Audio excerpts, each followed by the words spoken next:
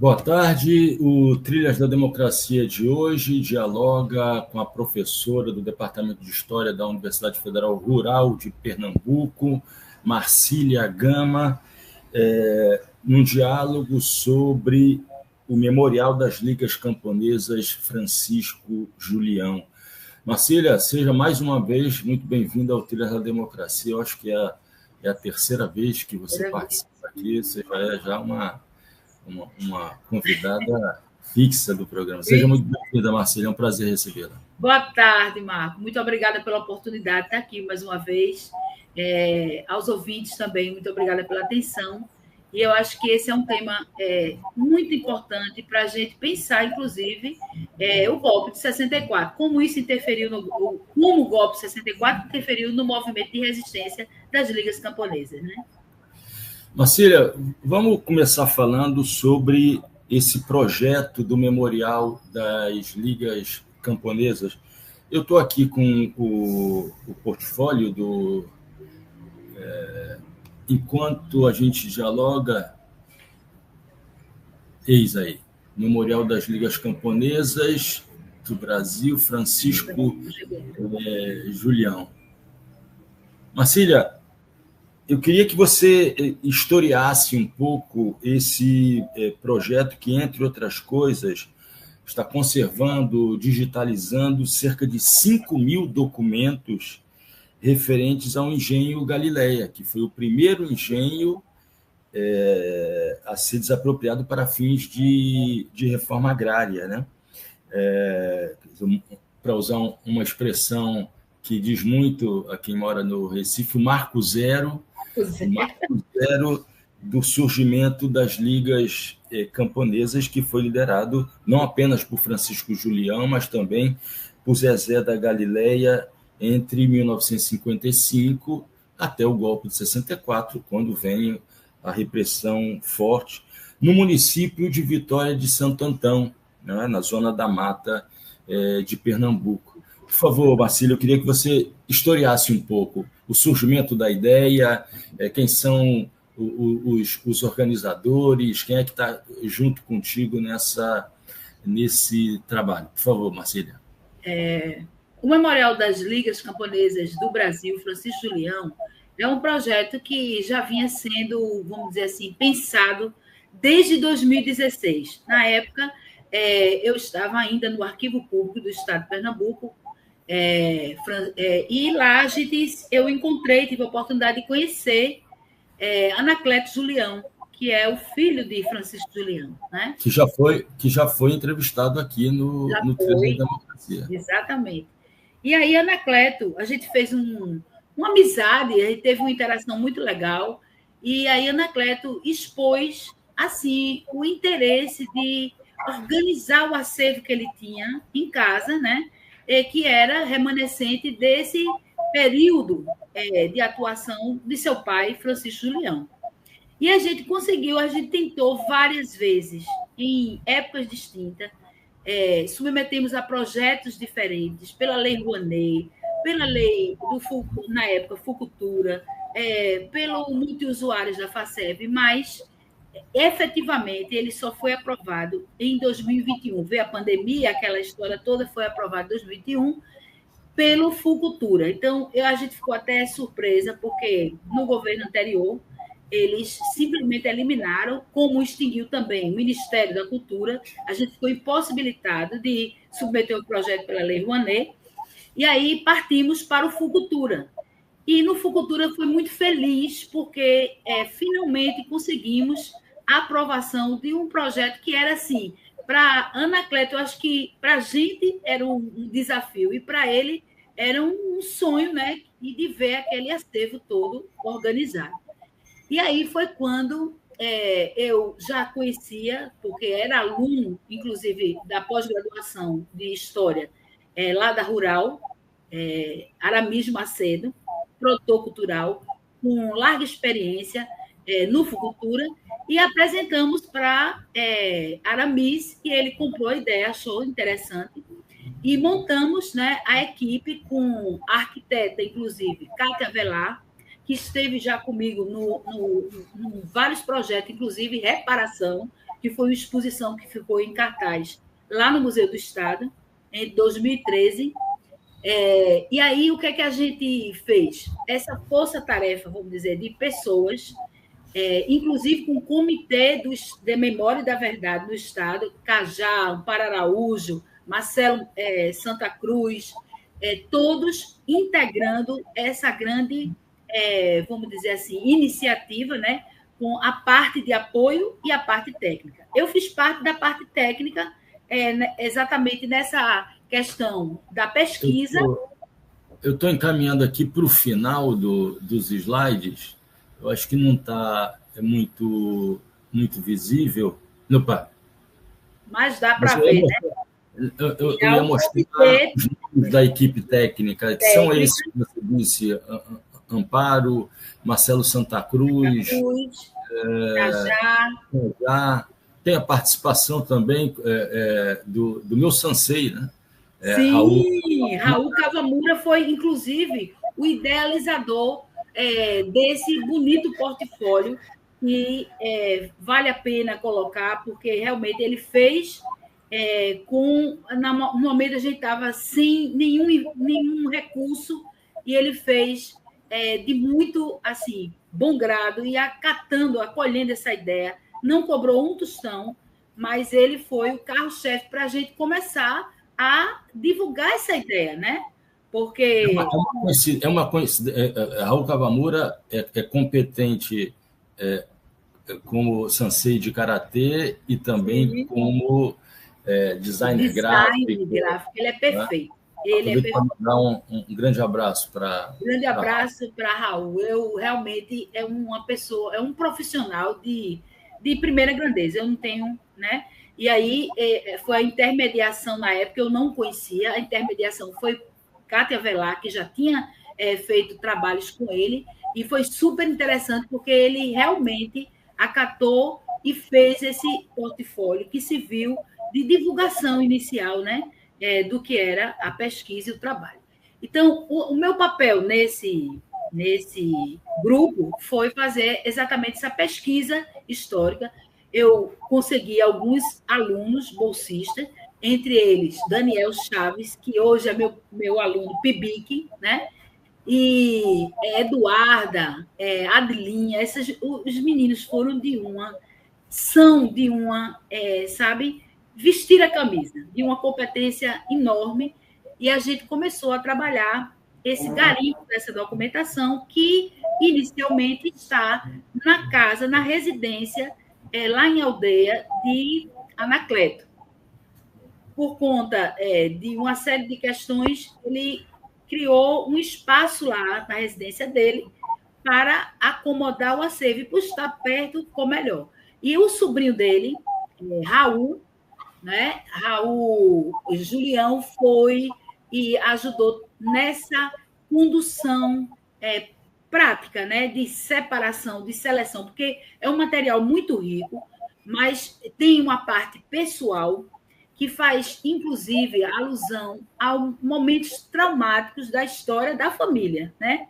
Momentos de separação, momentos que o pessoal teve lá em Cuba, na Suíça, teve também, que houve a separação do núcleo familiar, né? E, sobretudo, também uma memória traumática de uma época em que a ditadura militar ela não se restringe. Marcília, deixa eu só fazer uma observação. Na entrevista com Anacleto, ele toca muito nessa questão da separação em relação ao pai, Francisco, e da sua proximidade com a mãe. Mãe Alexina. Que é a Alexina. A gente fala muito da figura, costuma-se falar muito da figura do Francisco Julião, merecida. Merecida. Mas ela teve um protagonismo muito importante. Ser o protagonista da Alexina durante a ditadura, na resistência. Na resistência, ela trabalhou efetivamente no acolhimento, né, dessas pessoas que vinham do campo, mas também na tática de guerrilha. Ela foi uma das mulheres treinadas em Cuba, né? e ela vivia, inclusive, muito próxima a Fidel. Não é interessante? Inclusive, Marco, a gente da Rural, agora na Rural, em 2026, em junho, estaremos fazendo o que o memorial de 100 anos de Alexina, uma homenagem em que a universidade vai conceder o título honoris causa para ela. Eu acho que isso é muito importante, porque é um reconhecimento.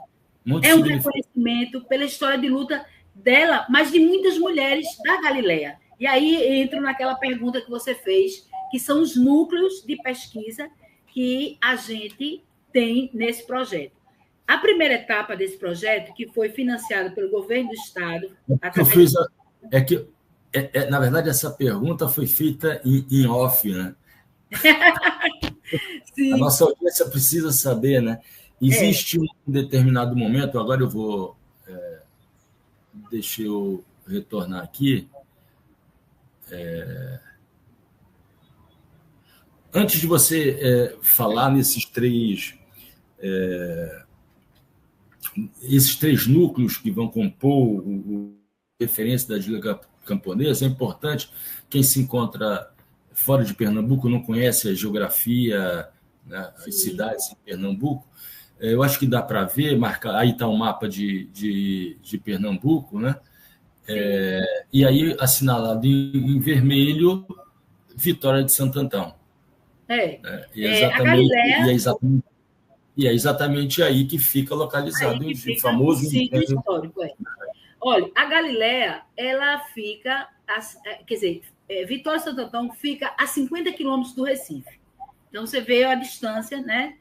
E a Galileia fica na zona rural, que você chegando na BR-232, você tem que entrar mais ou menos 1 quilômetro, 2, adentrando a área rural para poder ter acesso ao sítio que a gente chama um sítio histórico, cultural, vivo, de memória viva, né? Porque está lá o assentamento das famílias, inclusive muitas do núcleo original, na época em que o engenho foi desapropriado, né?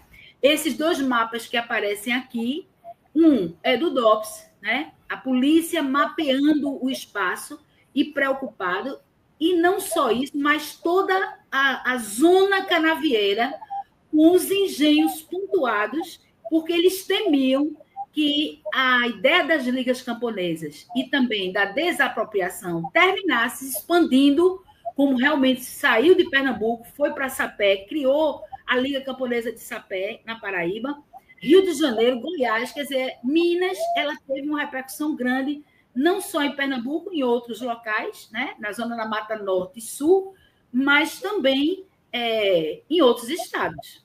Marcília, esses mapas, né, que são construção da repressão, do próprio da estado de inteligência. repressão. Da inteligência. Eles foram localizados no arquivo, estavam no arquivo público?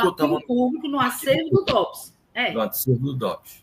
Exatamente. E aí tem um prontuário que eu acho muito significativo, que é o IPM Rural, que é o Inquérito Policial Militar Rural, em que é mapeado toda a área da zona da mata em Pernambuco, sul e norte, de maneira que eles têm o controle de todas as usinas, de todos os engenhos, de todos os proprietários e, sobretudo, de toda a militância. Isso é uma rede que se cria de monitoramento, de investigação, e que Francisco Julião vai despontar, como também os sindicatos da época, como também como personas não gratas, né, ao regime, por ele ter, primeiro, um carisma enorme, uma fácil comunicação, que é o que a gente vê na documentação. Grande orador. Muito grande orador, mas ele chegava junto da classe trabalhadora rural. Conseguia extrapolar. Tal qual a rádio, né? Conseguia fazer um discurso, quando necessário, para a elite política, mas conseguia penetrar, assim como Leonardo Brizola também, conseguia se aproximar. Isso era o grande perigo, né? É o grande perigo. E o mais interessante é que você tem que pensar que o campo, ele o que a gente chama o autoritarismo fez. Ao fim da escravidão, se criou formas de permanecer essa mão de obra farta e barata no campo de maneira dominada. E como eles conseguiram isso? Oportunizando o quê? O analfabetismo. Uma cultura do analfabetismo enorme no campo. Então, a gente vê, por exemplo, nos processos trabalhistas, que eu também tive a oportunidade de trabalhar por 10 anos, lá no Memorial da Justiça do Trabalho, a gente vê uma larga frequência de todos os processos que eram encaminhados à Justiça do Trabalho, de todos assinados com o polegar, porque a grande maioria não sabiam ler. E isso é um dificultador para o exercício do Estado de Direito, o exercício da busca de direitos trabalhistas por parte dessas pessoas. E aí, Marco, eu consigo inferir uma questão para ainda esclarecimento do público, é o seguinte: em 1943, a CLT foi criada por Vargas em 1º de maio. Né? O que a CLT é a consolidação das leis trabalhistas que regulava as relações de trabalho, capital-trabalho na cidade, nos centros urbanos. Mas o campo ficou fora disso. Então, 20 anos depois, na década de 60, 63, cria-se o Estatuto do Trabalhador Rural. E esse estatuto, primeira coisa que ele vai referendar, que é um papel do Partido Comunista em 45 já, inclusive o nome das ligas é dado de forma pejorativa, justamente para fazer esse link com o comunismo, dizendo que era algo subversivo, né? Aos olhos da polícia, aos olhos dessa estrutura de dominação autoritária, era a pecha que eles queriam para associar as ligas camponesas à questão comunista. Então... E acabou ficando, e acabou colando. Né? A imprensa publicava isso, sabe? Reproduzia isso frequentemente, e todos os discursos de rádio da imprensa e divulgado através de cartaz, né, eram puxados para essa linha de associar a questão da luta pela terra à questão comunista. Então, quando em 63 é criado o Estatuto do Trabalhador Rural, esse estatuto, esse grupo de, vamos dizer assim, de normativos vai levar a esses trabalhadores a ter o direito de buscar na Justiça do Trabalho, né, os direitos simples das relações trabalhistas, 8 horas de trabalho, 13º, férias remuneradas, entre safra, o cuidado da...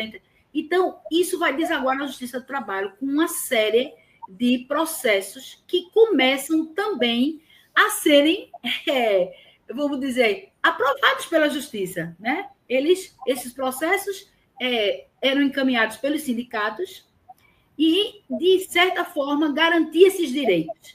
E aí, as ligas camponesas começam a assustar os proprietários de terras de todas as regiões, e eles começam a reagir. Então, nessas pesquisas, eu consigo observar que a questão agrária ela passa a ser um dos gatilhos para o golpe de 64. Tanto que atrasa por mais 21 anos essas questões no campo, porque as lideranças foram assassinadas, porque foram presos, os movimentos foram esfacelados, né? Desfeitos. E aí você atrasa por mais 21 anos essa busca por direitos dos trabalhadores rurais. Marcela, deixa eu só fazer um parênteses que diz respeito à ideia de que o passado demora a passar. Né? Não passa. Vamos dizer que o passado não passa. Há cerca de um mês, eu fui a Nazaré da Mata, que é uma cidade muito próxima de Vitória, de Santo Antão, que é a cidade do maracatu rural, né, dos caboclos de lança. Quem conhece o Carnaval de Pernambuco sabe muito bem essa imagem, né? E, num determinado momento, estava passando um ônibus com os trabalhadores rurais vindos do canavial, né? E, quando você olha, você se assusta com as condições precárias, né? Precárias. E muito parecidas, né? E muito parecidas. E isso está nos registros do acervo, tanto do DOPS, como também no acervo da Justiça do Trabalho. A gente tem N, que foi, inclusive, na época eu estava lá, na Justiça do Trabalho, e a gente conseguiu, foi o primeiro acervo do Brasil trabalhista a ser tombado como patrimônio da humanidade pelo Unesco. E a gente conseguiu mostrar, e a Unesco entendeu isso, e deu a significância da chancela, né, para aquele acervo como sendo um canal de registro, de prova das atrocidades que foram praticadas no campo. Então, tem fotos, muitos dissídios vêm com fotos de pau de arara, trabalho indireto das crianças que iam para o eito do corte para amarrar os feixes de cana. Né? O pau de arara que você está falando, na verdade, são os caminhões... Caminhões abertos, né? Sem a menor segurança, e que transportavam os trabalhadores. Não o pau de arara... instrumento de tortura. Instrumento de tortura, né? Exato.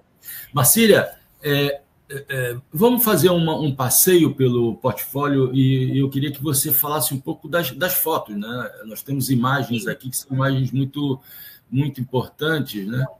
Essa daí é linda, essa da capa eu acho que é uma das imagens mais bonitas. É o momento em que eles comemoram a desapropriação do engenho. Então está Francisco Julião do lado de cá e está ali junto, que é o Zezé da Galileia, o avô de Zito da Galileia, que continua... Que vai aparecer daqui a pouco na foto. Vai aparecer daqui a pouco. É linda essa foto. É o momento em que você vê os trabalhadores rurais satisfeitos com a conquista, né? Realmente. É linda essa foto.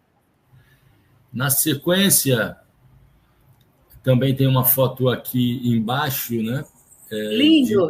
Desse mesmo conjunto de imagens que refletem esse momento de conquista, né? São 3 imagens, para mim, fantásticas. E essa aqui do canto superior, essa daí foi tirada, é uma imagem que está em duplicidade em 2 acervos, na Justiça do Trabalho e também no DOPS. Não é interessante?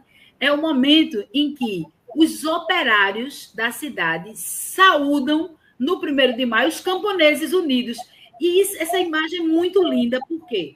Porque... Essa foto é do centro de Recife, essa foto? Não. É do centro de Recife. Ela mostra exatamente o reconhecimento da categoria laboral do campo e o acolhimento dessa categoria pelos trabalhadores urbanos. A Aliança Operário Camponesa. Camponesa. Linda, linda essa foto, realmente. E é uma foto antiga, né? Preto e branca. E está tanto o registro num dissídio coletivo, por acaso eu encontrei, como eu já tinha trabalhado no acervo do DOPS, que eu vi e essa tem também no acervo do DOPS. E está realmente lá. Muito legal. Vamos adiante aqui. Francisco Julião, Miguel Arraes. Essa foto de Miguel Arraes é um alerta que surge, né, inclusive na revista Manchete, em que mostra a democracia em pânico. A imprensa fazendo aquele terror, né, em relação a Pernambuco e dizendo como Pernambuco está num cenário de revolução cubana, respirando já a um ponto de haver uma revolução cubana aqui.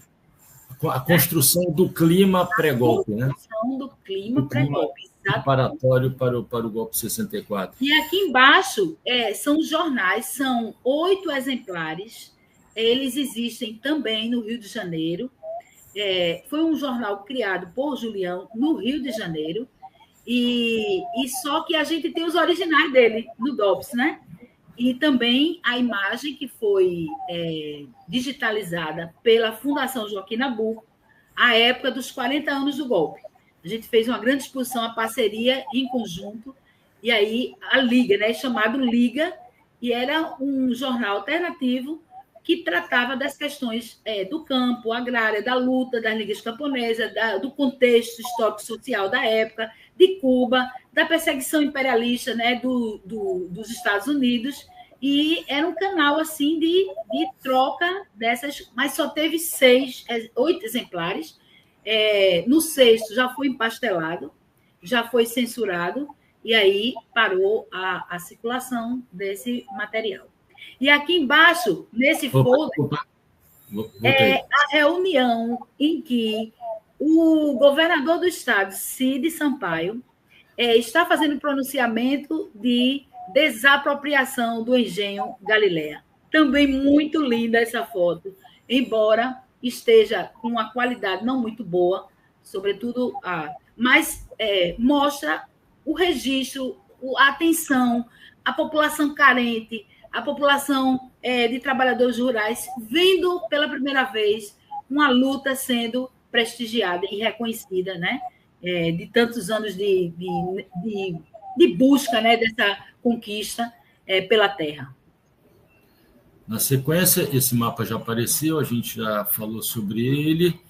Aqui, a referência a Cabra Marcado para morrer. E foi filmado na Galileia, né? Foi filmado na Galileia por aquele cineasta Coutinho, né? Eduardo Coutinho, e que, no pleno curso dessa filmagem, foi interrompido pelo governo militar, e só 17 anos depois volta a ser retomada. Marcília, uma pergunta sobre cinema e ditadura, né? Praticamente todos os filmes que retratam, né, a ditadura e a resistência à ditadura se passam no meio urbano. Sim.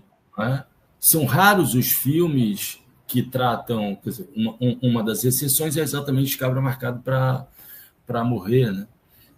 Mas é muito raro, e eu não falo nem em um filme que se passe integralmente no meio rural, né? São raros os filmes em que aparecem cenas no campo. Por exemplo, Lamarca, que se passa no sertão da Bahia por conta da caça ao Lamarca, que vai resultar no seu assassinato por um comando liderado por aquele que seria mais tarde secretário de Segurança Pública do Rio de Janeiro, Newton Cerqueira. Né? Exato. Existem cenas no Agente Secreto, que está em cartaz, do Kleber Mendonça Filho, que também se passam no meio rural, mas sempre na direção do centro da cidade, né? Na direção do Recife. Né? Não vou dar spoiler, né? Mas um dos primeiros momentos quando o personagem do Wagner Moura está chegando. Está chegando, né? Exato. Está chegando passa no posto, né? Exatamente. O que você acha que explica isso? Né? A ausência de filmes que retratem a realidade rural, a resistência rural, que foi muito grande, e as ligas camponesas são um exemplo disso. Primeiro, assim, eu gostaria de sugerir também que as pessoas vissem um documentário que foi gravado aqui por uma equipe de estudantes americanos que foram enviados para cá justamente para ver o termômetro do que era o campo aqui na época e se havia realmente risco de uma revolução. Brasil, terra conturbada. Ele, apesar de todo o aparato ideológico, né, porque são várias entrevistas que são feitas na época, inclusive com o Celso Furtado, mas mostra o que era aquele cenário, né, de pobreza, de miséria, de exploração desumana do campo.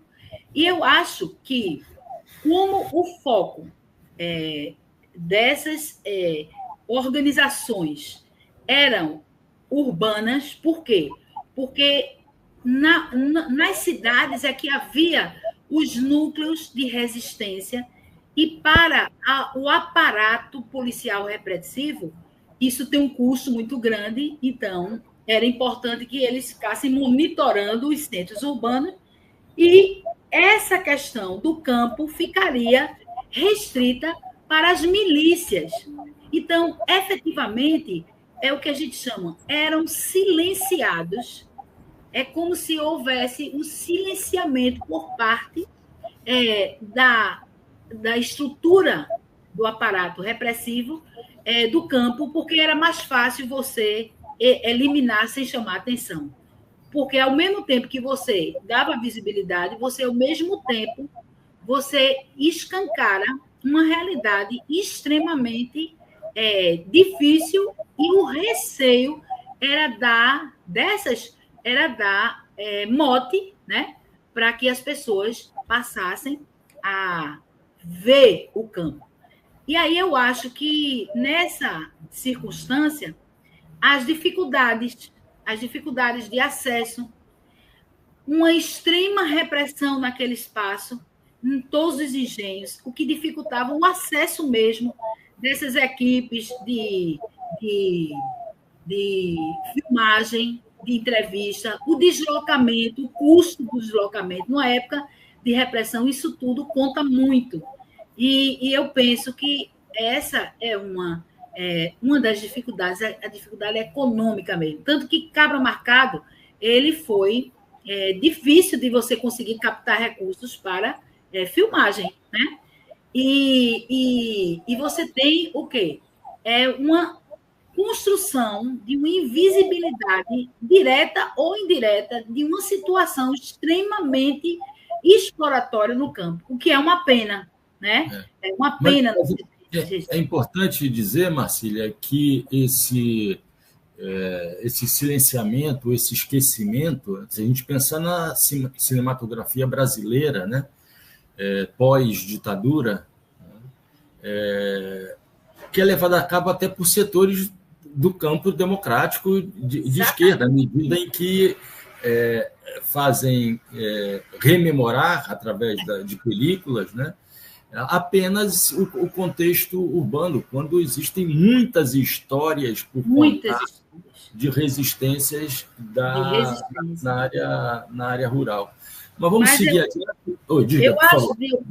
Eita. Não, pode completar.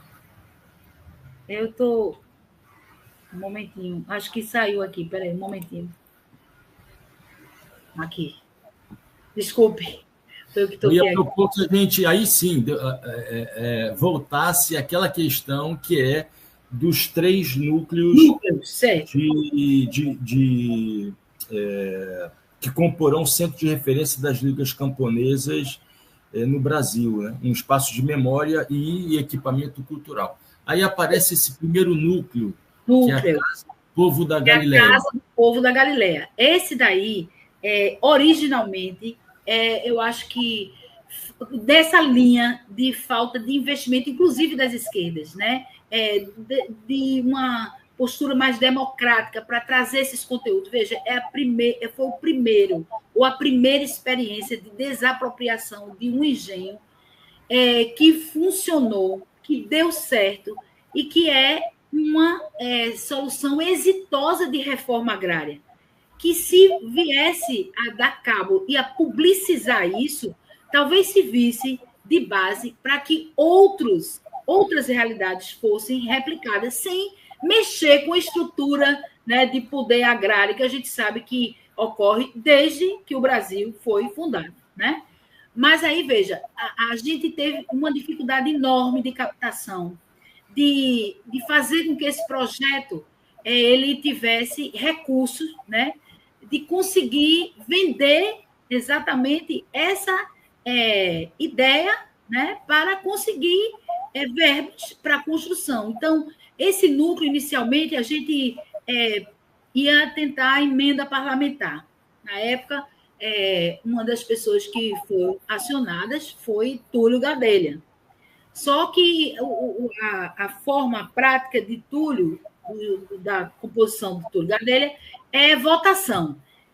E todos os projetos que a gente faz, embora sejam relevantes, mas entre ser contemplado um mamógrafo para, por exemplo, o Hospital Oswaldo Cruz, aqui da UPE, e uma casa do povo da Galileia, que você vai ter menos visibilidade e importância, então a gente perde. Toda vez, nessa linha, a gente perde. Então, foi feito todo um projeto de estrutura que a gente está tentando conseguir recursos ainda para essa implementação, que seria o quê? Lá, o espaço de memória, porque a gente recebe muita gente. Lá na Galileia, recebe turmas de alunos, de professores, pessoas que vêm da América do Sul visitar, de outros estados, com uma curiosidade enorme de conhecer aquele engenho, né? Aquela realidade, e ver que as pessoas estão assentadas até hoje.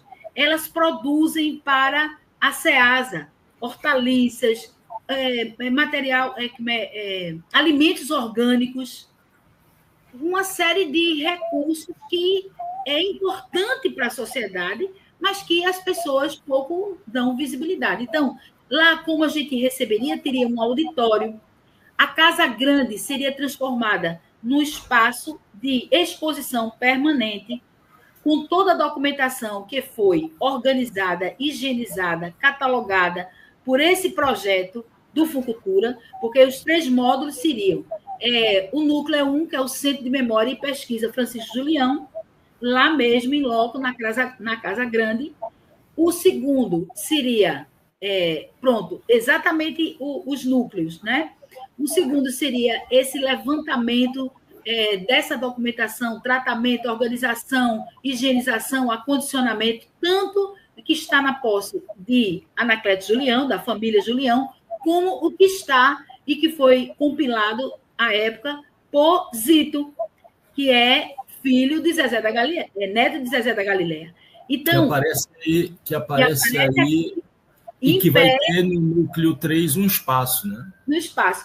E aí, o outro projeto que seria prosa, percurso e prosa, esse a gente vai submeter agora, no ano que vem, ao Fucultura, porque a gente está concluindo esse agora, apresentando os relatórios. Aramis vai ficar apto, uma vez aprovado, para submeter o outro projeto. Aí vai ser o percurso e prosa.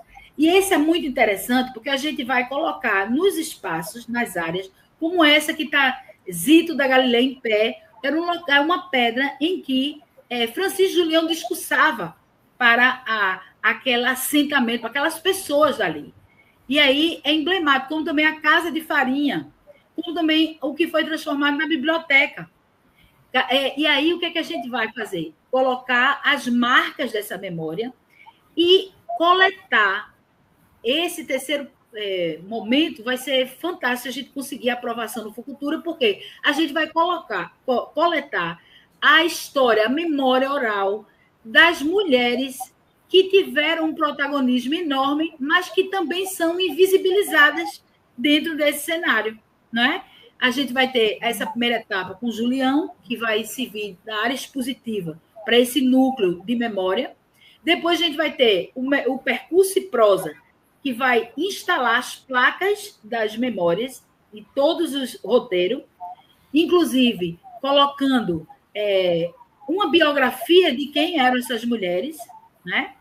Uma linha do tempo, para que os alunos, as pessoas que irão lá visitar, tenham acesso. A gente já teve também visitas do pessoal da Liga de Sapé, que é bem interessante, bem mais estruturada. A gente também visita do MST. Então, a ideia é transformar realmente esse espaço num espaço de memória dialogada com o presente, né? E trazer esses registros em vídeo, trazer esses registros lá em áudio e também num álbum com as imagens dessas senhoras, dessas pessoas que lutaram também pela reforma agrária, né? Marcília, eu vendo esse percurso, a ideia é fascinante, né? É lindo, pois é. E eu fico pensando da riqueza da cultura, inclusive cultura política, da Zona da Exato. Mata pernambucana, né? Para quem não conhece, mais uma vez, né, existe também muito próximo de Nazaré da Mata e próximo de Vitória de Santo Antão, uma cidade chamada Tracunhaém, que é uma Sim, cidade com um artesanato riquíssimo. riquíssimo, né? Um dos mais conhecidos, já falecido, Nuca de Tracunhaém, que fazia os famosos leões, né? Sim, Noêmia, que fazia as bonecas. Então, existem possibilidades múltiplas desses percursos no e campo o turismo cultural, turismo cultural, inclusive incluindo essa cultural questão político, do trabalhador do cultural campo, né? artesanal, cultural carnavalesco, as tradições Carnavalesco, exatamente. cotidianas, numa região muito pequena, né, muito É um próxima às percurso cidades. muito próximo, exatamente. Que dá para você fazer tranquilo, é um roteiro, né, turístico, cultural, Exatamente. enriquecedor. Acho que E que não só não, para a formação, né? e que não se restrinja às praias, né? Pois Essa é. cultura apenas marítima da praia, né? Marítima, pois é. Bom, eis o Zito da Galileia. Com a cartilinha, né, do ABC baseada, inclusive, naquela orientação de Paulo Freire, né, a partir da realidade das pessoas. O hino das ligas camponesas foi criado por Geraldo Menuti. Eu tive o privilégio de conhecê-lo, né? Um maestro fantástico, uma sensibilidade incomum, né? E Zito da Galileia, que, meu Deus, que é um abnegado. Ele é um autodidata, inclusive, e tem feito um trabalho fantástico de preservação dessa memória e de gravar vídeos. Ele é um poeta, é um cordelista, uma figura fantástica assim, dessa realidade, né? Desse cenário. E vem perpetuando essa memória. A gente teve lá, organizamos o acervo dele também, fizemos capacitação através do Fucultura, que também fazia parte, de pessoas locais para trabalhar parte do acervo. Ensinamos a condicionar os documentos, fazer as capilhas de papel cartão neutro, e agora a gente vai retomar, né, a finalização do projeto com a doação de um computador, para que fique à disposição dele o computador, a impressora, tudo direitinho, e o scanner para que tenha solução de continuidade esse projeto de resgate, de difusão dessa memória, né? Aí outras imagens. Pronto, essa é a cartilha É a cartilha do ABC, né? do ABC, né? O ABC do campo é muito interessante. E aí você vê o papel de Gregório Bezerra, Peraí, fundamental no início dessa luta, porque, veja, esses trabalhadores, eles viviam uma situação de exploração tão grande que eles não tinham consciência de que era uma categoria laboral. Não é interessante isso? E essa dimensão deles entenderem que eram camponeses e que tinham direitos foi uma construção inicial do Partido Comunista Brasileiro, PCB, o grandão, continuada e aprofundada de forma muito lúdica, muito carismática por Francisco Julião. não é à toa, Marcília, que quando do 1º de abril, né, 31 de março, 1º de abril de 64, os primeiros personagens que foram presos, sofreram violências, foram Gregório Bezerra, aquela cena, aquela fotografia, terrível, aquela imagem terrível do velho Gregório arrastado pela Praça de Casa Forte, né? É uma das coisas mais brutais, né? Já a prisão de Miguel Arraes e a caça a Francisco Julião, né? E o ódio, né, a Gregório é porque ele tinha sido militar e que tinha saído, né, então tinha tática, de defesa, de sobrevivência na mata. Então, o cara romper e passar a ser adepto ao comunismo, né? Ao Partido Comunista, isso os militares não aceitaram. Pelo menos a ala, vamos dizer assim, mas como também não aceitou de todos os outros que também tiveram sua experiência, né, nas Forças Armadas. E um dos primeiros textos que eu li, quando comecei a me preocupar com a história da esquerda, foram as memórias do Gregório, publicadas pela Civilização Brasileira em 2 volumes. Foi. Né? É um livro belíssimo, né? Que narra toda a trajetória, que não se limita a 64. Não. É uma trajetória grande, porque a grande questão que eu veja, um país com mais de 350 anos de escravização, não é? E você vê a dificuldade de se mudar essa mentalidade. Até hoje, os dias atuais, você vê muito tabu, muito preconceito, muita situação de dificuldade que a gente vê no acolhimento da mudança, né? E do reconhecimento do que foi esse segmento laboral para a construção do Brasil. A mão de obra, que amanhã a gente vai estar, dia da consciência negra, e que é uma consciência que não chega, né? Não chega, agora que está sendo despertada, porque tem um trabalho contínuo, educativo nessa área. Mas é muita pressão, muita pressão.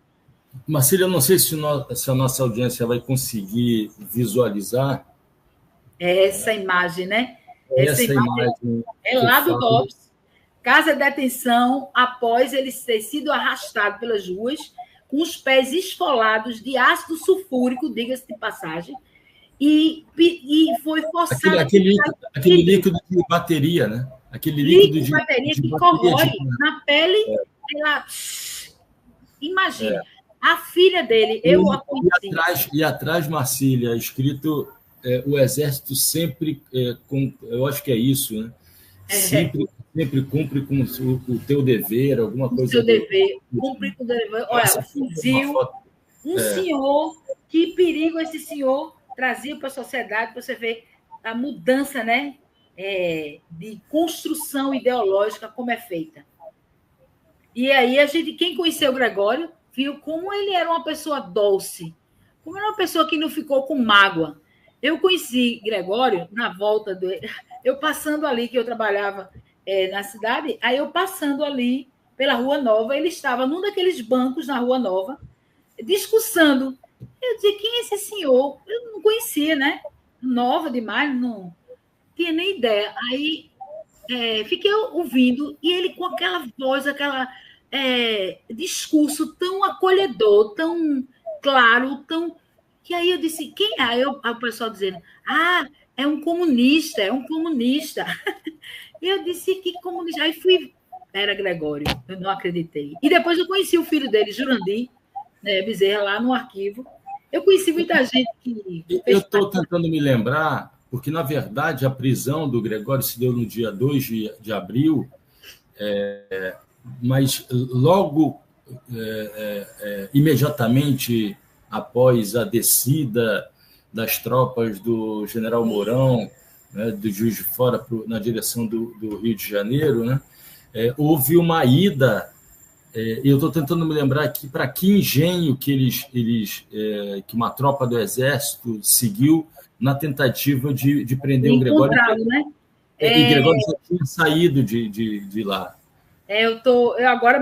Mas eu tenho a impressão que foi o que ele... inclusive, o pessoal dizia que ele estava escondido lá, né? Isso, exatamente. Pois é. Eu não sei se a nossa audiência, quando da exibição, vai relembrar. Vai relembrar. Marcília, quais são os próximos passos agora do projeto? A gente concluiu, né? Tudo digitalizado, tudo catalogado, organizado. Já está disponível para consulta? Não. A gente vai apresentar agora o relatório final, né? Ao Fucultura, e uma vez aprovado, sim.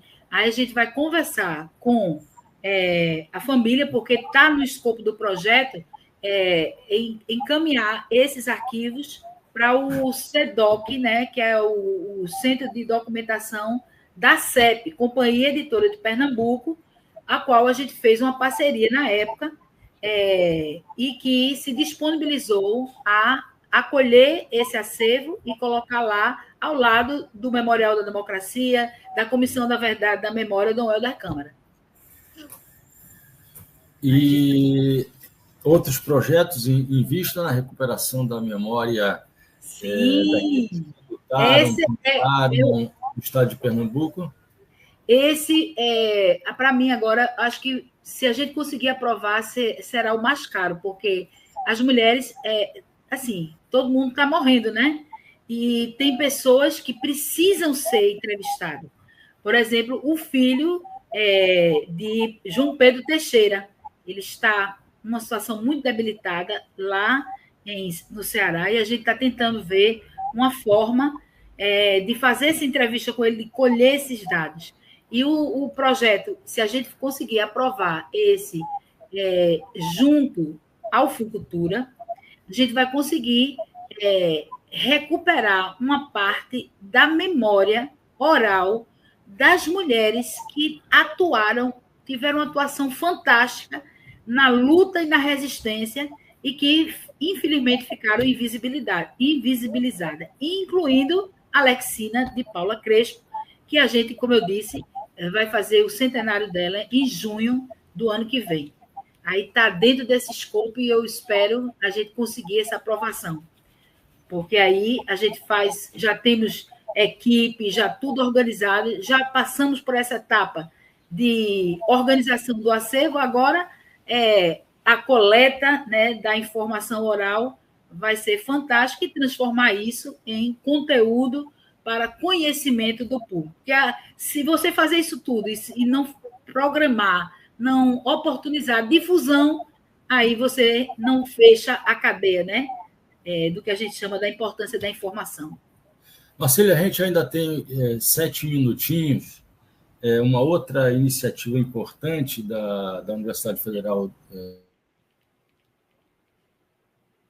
de Pernambuco é a criação de uma comissão de memória e verdade. É esse o título da comissão? Comissão de Verdade e Memória da UFRPE, na qual Como é que está? Está bem adiantada, né? A gente teve agora alguns eventos que a Universidade Federal Rural está envolvida ali na exposição do Cordeiro, terminamos isso, mas já está no Conselho, no Consul, né, Conselho Universitário, a solicitação com uma parceria de várias pessoas, inclusive, né, você que está convidado, né, como historiador, como pesquisador do tema.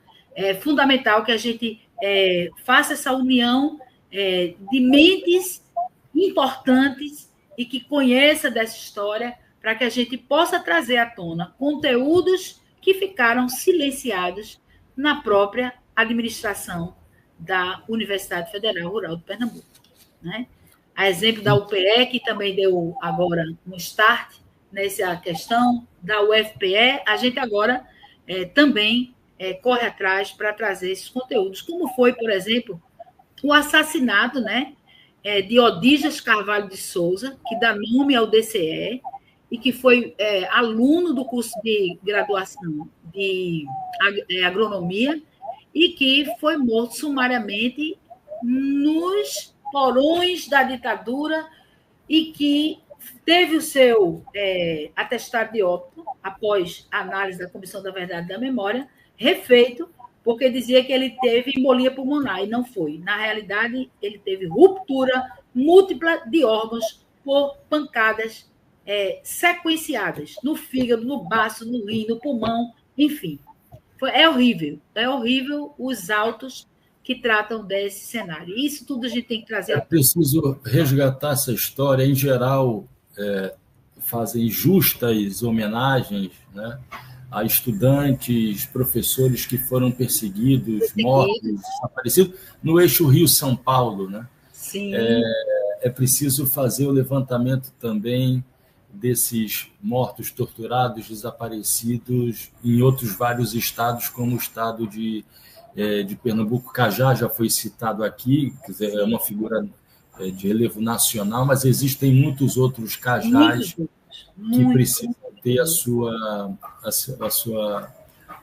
história, a sua memória. E eu acredito, Marco, que à medida que você vai trazendo, fazendo as pesquisas, eu estou como chefe do memorial da UFRPE, e a gente está já se debruçando nesse acervo.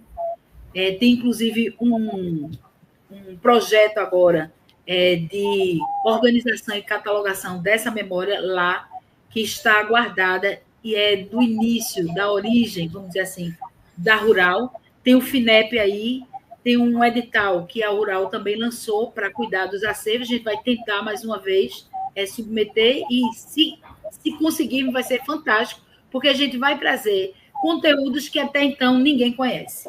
E eu acho que é só a pesquisa histórica, só a organização que oportuniza essas revelações, né? E Marcília lançar uma ideia, o Trilhas da Democracia está aberto para quando do início dos trabalhos da Comissão de Memória e Justiça. Isso é Verdade, Memória e Justiça? Comissão não. da Verdade, da Memória e Justiça da UFRPE. Quando do início dos trabalhos, organizar aqui no Trilhas da Democracia 2 programas convidando integrantes, presidentes de outras comissões para relatarem, comissões dentro das universidades. Os achados, né? Os vestígios. A rota de trabalho, como é que se montou a estratégia, quais os caminhos que foram utilizados, depois de encerrados os trabalhos, como foi feito para se fazer a divulgação. Está lançada uma ideia, o Trilhas da Democracia está aberto sempre a essas iniciativas. Eu agradeço desde já, acho que é muito oportuna e necessário trazer para a sociedade, né, esse esclarecimento daquilo que ficou escondido nos arquivos e nos porões da ditadura. Né? E também nos relatos, né? Nos relatos orais, sobretudo. E a gente tem vários parceiros, né? O ex-diretor do CODAI, que é Juarez, ele também foi perseguido, também foi preso político, e ele também vai estar nos ajudando nessa exegese, né, desse passado. Marcília, mais uma vez, muito obrigado pela tua participação. Eu que agradeço a oportunidade, aqui. Foi ótimo. O Trilhas da Democracia fica por aqui. Na próxima semana ele retorna, sempre aos sábados, às 17 horas, e aos domingos, às 15 horas, sempre aqui na TV 247, que é uma parceira aliada. O Trilhas está entrando já no seu 8º ano, né? Então, há 7 anos existe essa parceria entre o Trilhas da Democracia e a TV 247, é sempre muito bom relembrar. Hoje, infelizmente, o companheiro camarada Normando Rodrigues não pôde participar do programa. Aramis, que foi citado logo no início, também foi convidado, mas os dois tiveram compromissos profissionais. Bom final de domingo, a nossa audiência. O Trilhas volta na próxima semana. Até lá. Muito obrigada, ouvintes. Muito obrigada, Marco, pela oportunidade.